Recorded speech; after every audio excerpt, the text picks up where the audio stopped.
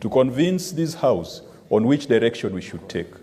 On the onset, and under those circumstances, if I'm to speak for 5 minutes, I oppose this motion because I need time to come here and talk on behalf of the people of Homa Bay.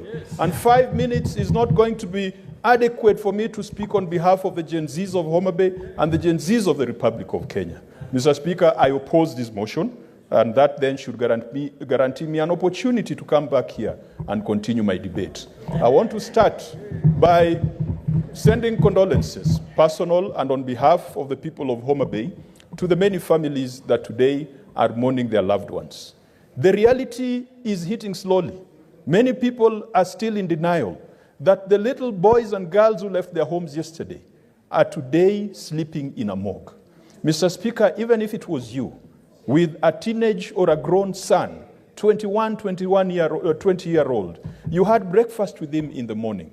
You told him about the kind of things that you expect and wish for this nation. You reminded him that the Constitution protects him, that he can go and protest, he can go and present petitions to public authorities. Mr. Speaker, you even told him that we've got a reasonable government and we've got a reasonable security force that will ensure that you are protected. And then, Mr. Speaker, you get a call that your son is lying at City Mortuary. Your son is lying in a morgue somewhere in Eldoret. Your son is lying in a morgue in Nakuru. That is a reality we are dealing with, Mr. Speaker.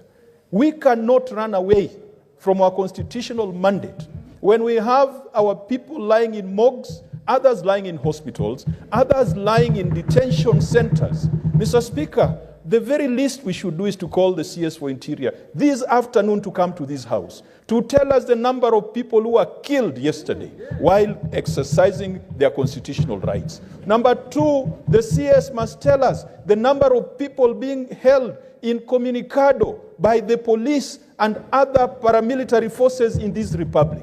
Mr. Speaker, we need to know how many people are in hospitals with gunshot wounds. We cannot go on recess until those questions are answered. Mr. Speaker, we need to be calling some governors, like the governor of Nairobi, to tell us what happened in Nairobi where City Hall was set aflame. Mr. Speaker, I know people are saying that when I call him to the Public Accounts Committee, he will tell me all the records were burnt by Gen Z. When you go to ask him for his academic certificate, he will tell you that it was burnt by Gen Z. We need to put a stop to this nonsense, Mr. Speaker. We cannot go on recess until these issues are resolved. Mr. Speaker, we must put a stop to the arrogance that we are seeing in the ruling class of this country. We must put a stop and make sure that people live within their means and people who have consumed public resources do not come and vomit on our shoes and on our feet. And Mr. Speaker, we know them. Some of them are in this House. Some of them are in the executive. We cannot go on recess until we have held them to account and delivered them to Gen Z for punishment or for necessary action. Of course, action within the Constitution. Mr. Speaker, why do we want to run away from our duty when Parliament sits even when a country is at war? Is it because we don't have lunch? If we don't have lunch, Senator Hamida has always provided meals for us. Is it because we have got broken windows? Mr. Speaker, we cannot lament about broken windows when we have broken limbs and people out there. And we should also stop this blame of Gen Zs. Mr. Speaker, look at our curriculum. What have these children or these adults, new adults, been fed on in the school curriculum? These are the products of the free primary education of Mwai Kibaki and Raila Odinga. Their curriculum, when it comes to Fasihi and literature, Mr. Speaker, reads as follows. They read The Animal Farm, and it is about injustice. They read Kidagaa Kimemwozea. They read Tumbo Lisiloshiba, Kifo Kisimani, Mstahiki Meya, Mashetani, and Parliament of Alls. Mr. Speaker, that is the recent set book in literature, Parliament of Alls. And then you blame Gen Zs for coming to this parliament, a parliament of alls, a parliament of sellouts, a parliament of turncoats, a parliament that is completely insensitive to them. We are the ones who have fed them this kind of literature, and we are reaping what we sowed at this moment. Mr. Speaker, we cannot go on recess until the president apologizes to the youth of this country. Since when did the hustlers become mutineers? Since when did our hustlers and children become wankers? Mr. Speaker, since when did our Gen Zs, our children, become saboteurs? Since when did they connive to commit treason? Mr. Speaker, the youth and the public and the nation deserves an apology, not the intransigent posture that we saw from President Ruto yesterday. And leadership, Mr. Speaker, sometimes we need to go back to the Bible. Look at the book of Exodus and how God hardened the heart of Pharaoh. Not once, not twice, not thrice, but almost 5 times. But eventually, God was trying to teach Pharaoh a lesson. Pharaoh William Ruto, God is teaching you a lesson. You have hardened your heart. Your children are in morgues. They are in hospitals. You are calling them criminals. You are calling them saboteurs. Mr. Speaker, even in the hardest of circumstances, God will rescue his people. And God will rescue his children. God will rescue this nation from the clutches of people who do not care about those who put them in office. They care about state dinners in foreign lands. They do not care about the welfare of the people that they're supposed to represent.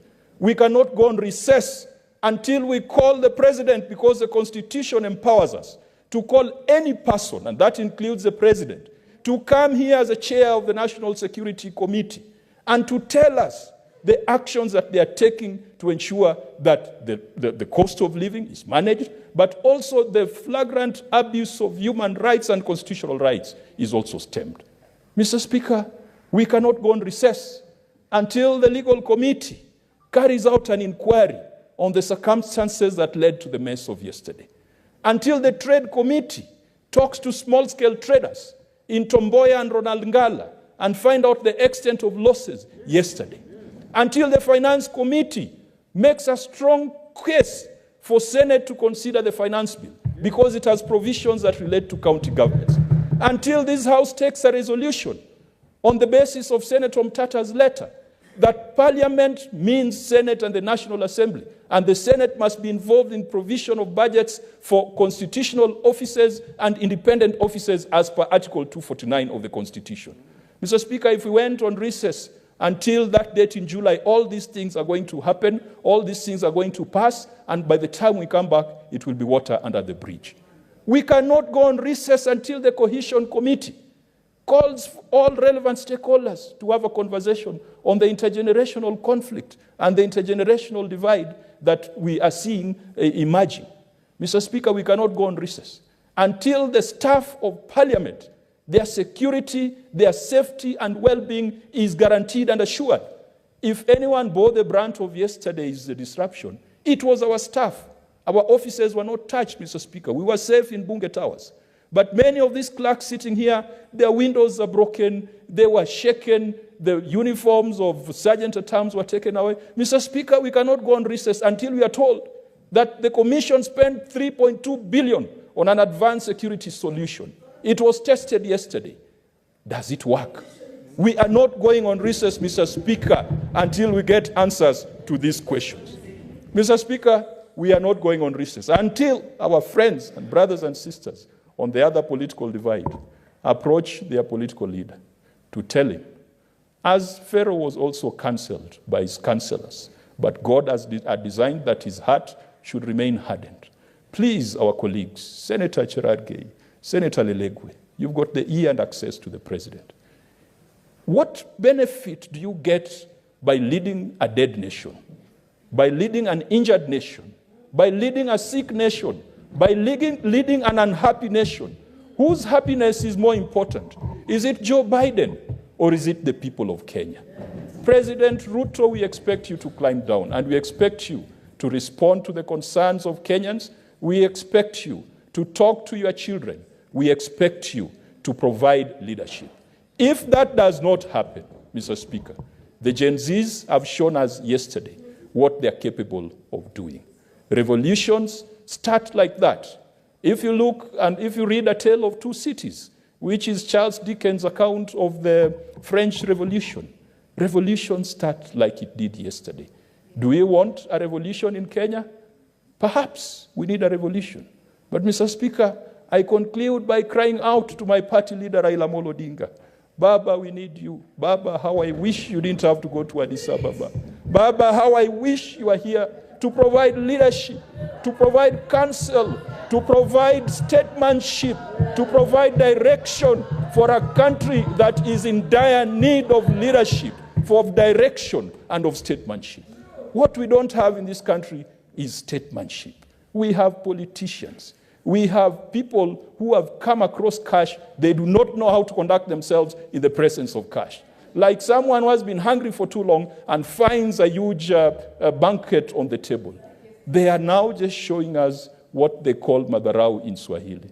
Mr. Speaker, we hope that this nation will not degenerate. Because when it goes down, it does not matter whether you're a senator or a member of National Assembly or a member of UDA or Azimio. We all go down. Baba, we need you.